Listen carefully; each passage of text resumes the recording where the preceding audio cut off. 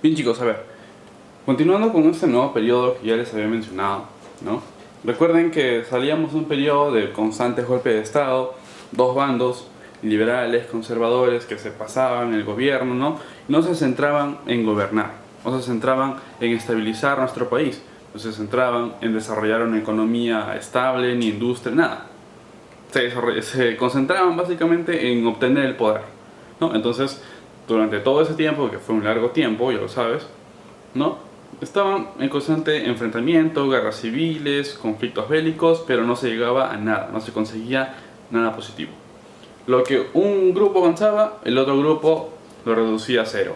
Lo de ese grupo que lo redujo avanzaba algo, el otro grupo lo volvía a reducir, y así no avanzábamos nunca. Hasta que, ¿no?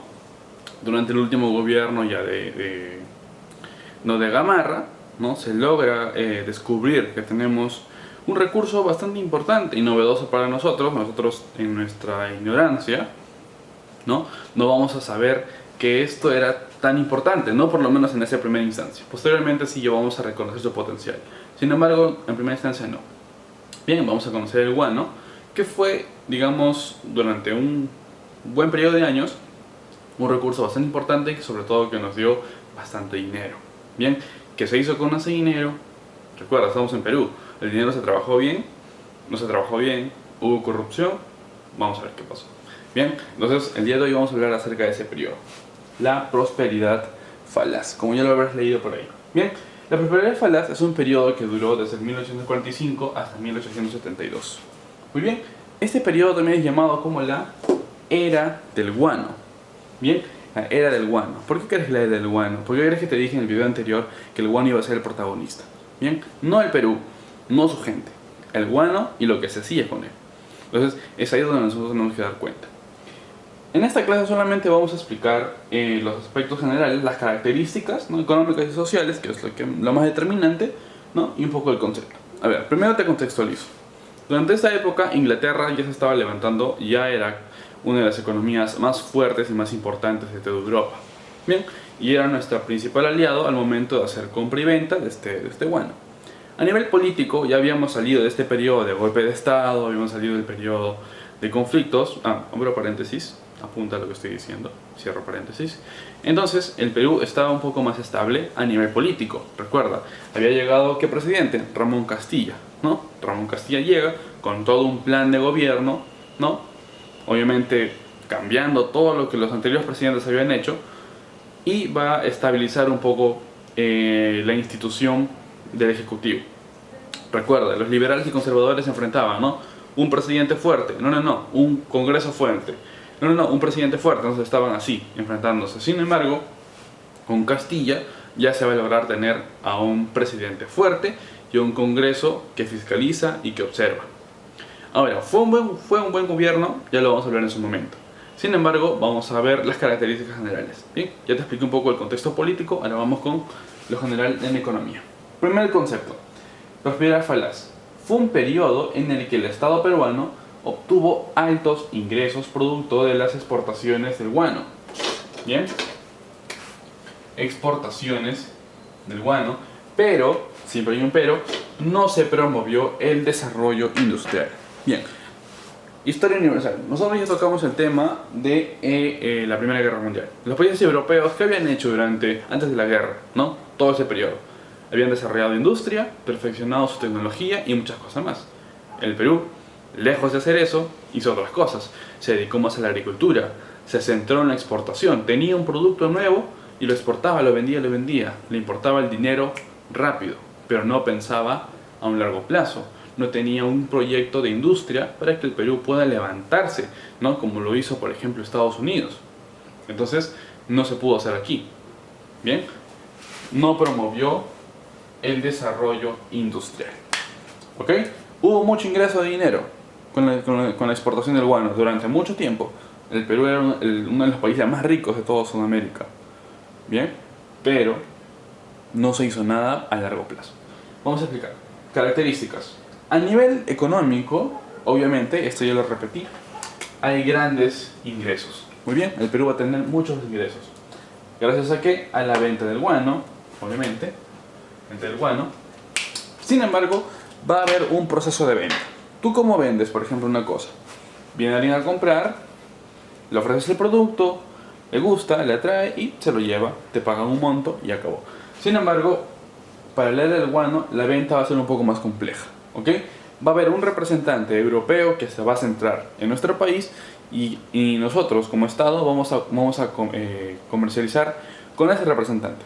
Ese representante pertenece a una casa o a una empresa que se va a encargar de llevarse el guano a Europa y así sucesivamente, ¿no?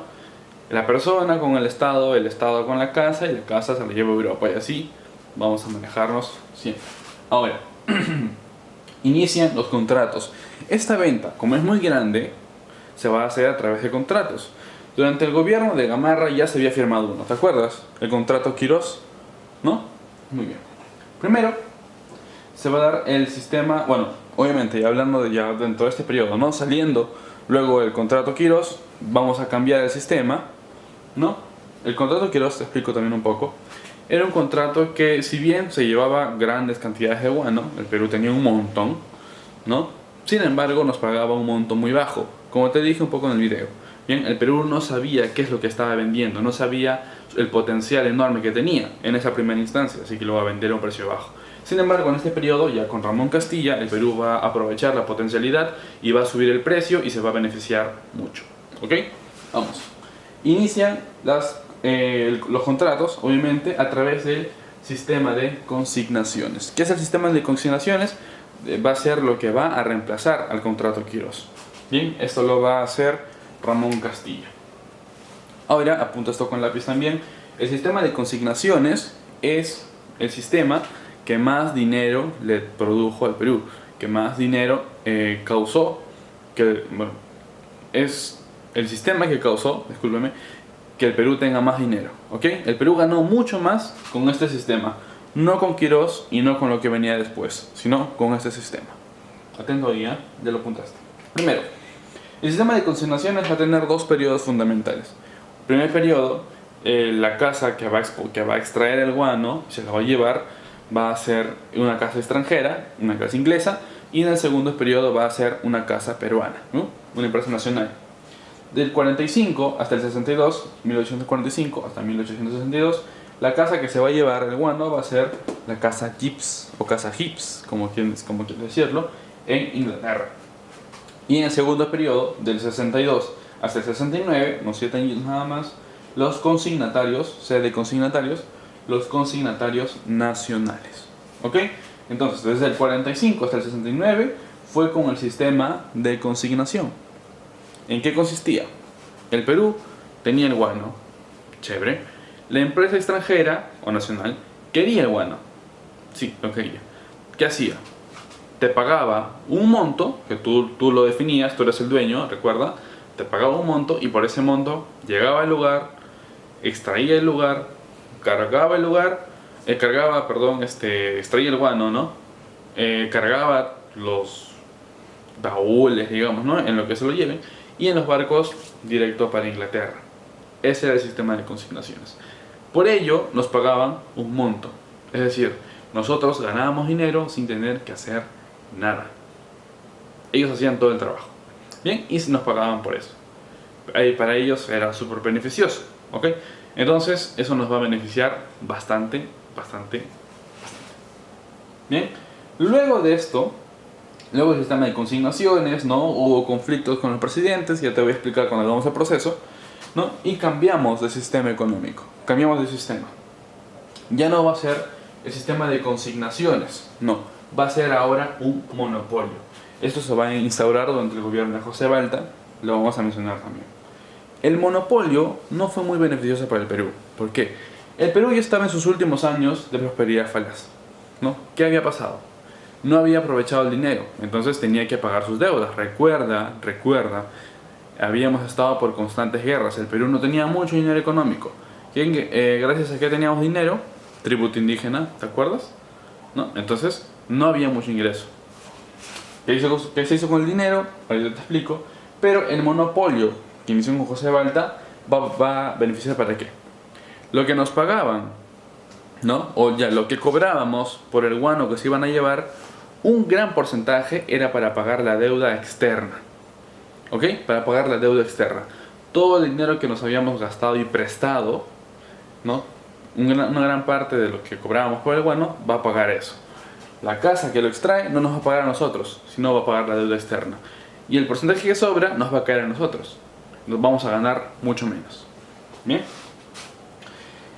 ¿Cuál va a ser la empresa que se va a encargar de este monopolio, de esta extracción? Ya no va a ser los consignatarios nacionales, ya no va a ser Gibbs, va a ser la Casa Dreyfus. Del 69, mira la conectividad, del 69 hasta el 75.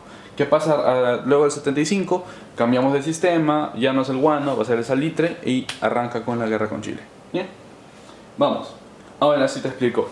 ¿En qué gastó el Estado? Ya te mencioné. El Perú no invirtió en industria, no invirtió en proyectos a largo plazo. Entonces, ¿en qué se gastó la plata? Vamos.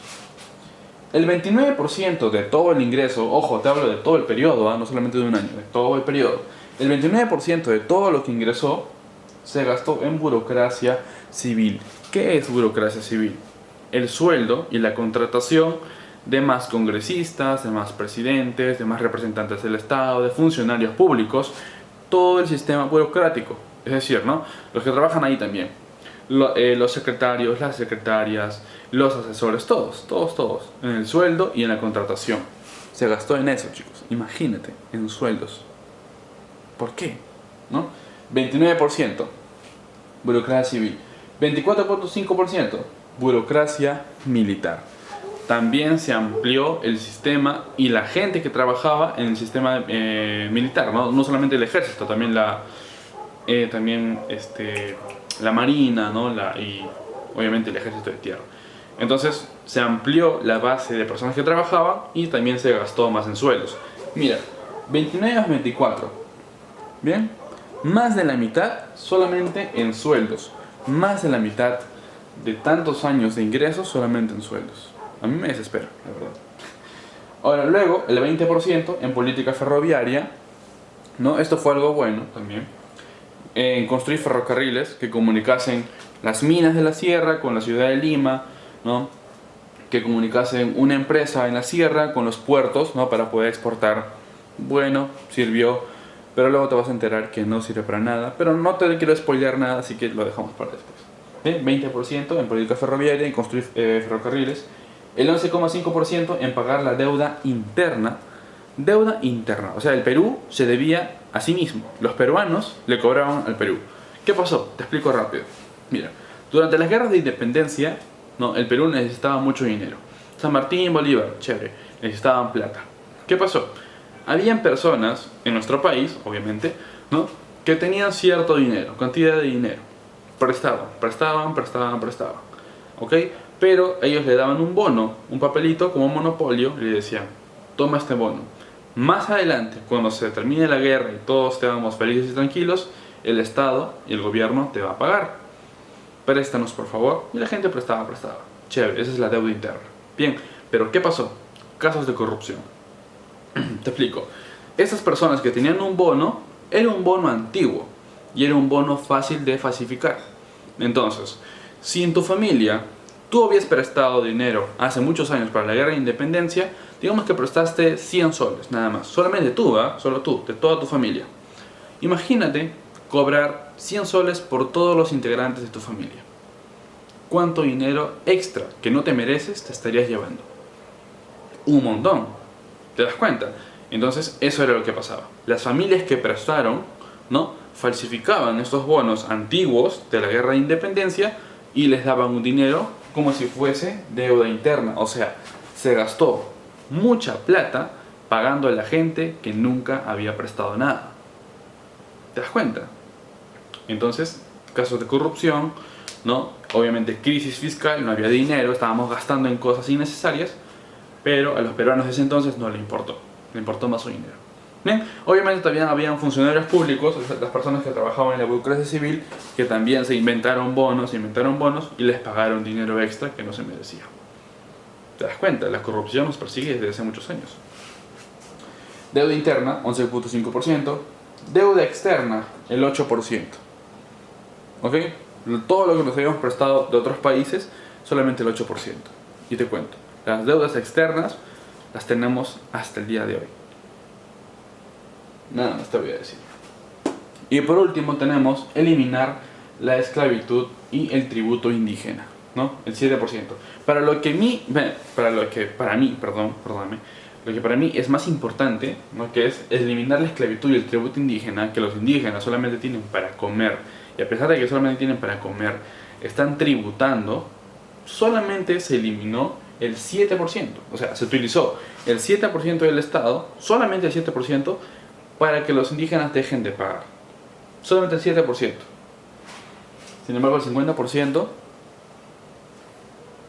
te das cuenta cuál era el nivel de relevancia. El indígena estuvo olvidado por mucho tiempo. Bien, no olvides eso, ¿va? Porque hasta este año y el próximo, eso va a continuar.